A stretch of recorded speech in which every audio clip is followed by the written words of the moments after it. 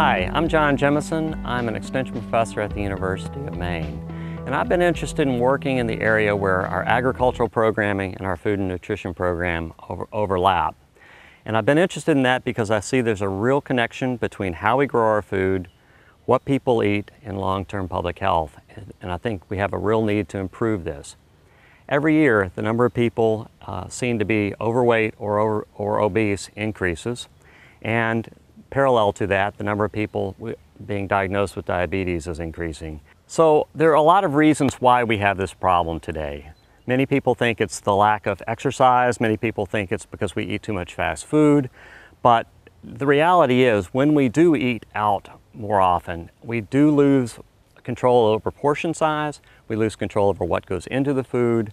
And we are also kind of losing our food culture. We lose the capacity to know what to do with food when we have it. So what do we do with raw broccoli? What do we do with beets? We end up losing some of that. So the whole concept of slow food really came about to say we need to slow down around food. We need to appreciate food and elevate its importance in our lives. And the slow food program is really focusing on three things. We need to, first of all, change our role as being food consumers to being what they call food co-producers.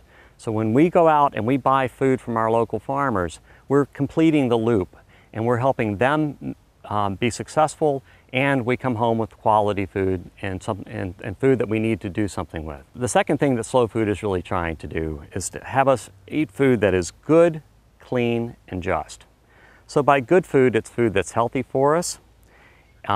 Good food that's clean, meaning it's food that doesn't require a lot of pesticides, using different sorts of methods to keep insects off of our crops, and no herbicides.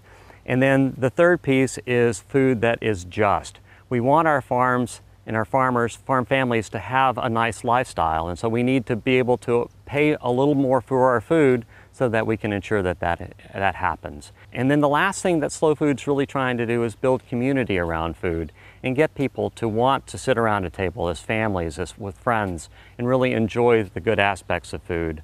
And in doing so, we will keep our food culture and we won't forget how to do what we need to do with food. This garden is an example of what people can do on a local level that meet the goals of slow food. This is a slightly different community garden in that instead of growing food for the person, we're growing food for the community. And volunteers come in and they learn how to grow food, what it takes to grow quality food. We use organic, sustainable methods in this garden, and we give a bag of food away to 50 low-income seniors for about a 3-month period. And in doing so, they get food that's quality food for them, and being on fixed incomes, it's often very difficult for them to be able to buy this kind of food. And they take good advantage of the food, they appreciate the food, and maybe more than anything, they really enjoy the contact with the volunteers.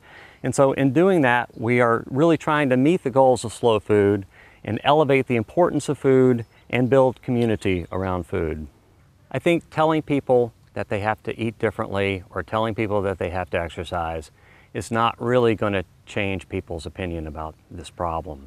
What I think can change is elevating people's appreciation of food. And I don't think there's a better way to do that than to know what it takes to grow quality food. And I think we can work in our communities. I think we can start community gardens. And this will be the start of a process to change the overall trends in public health.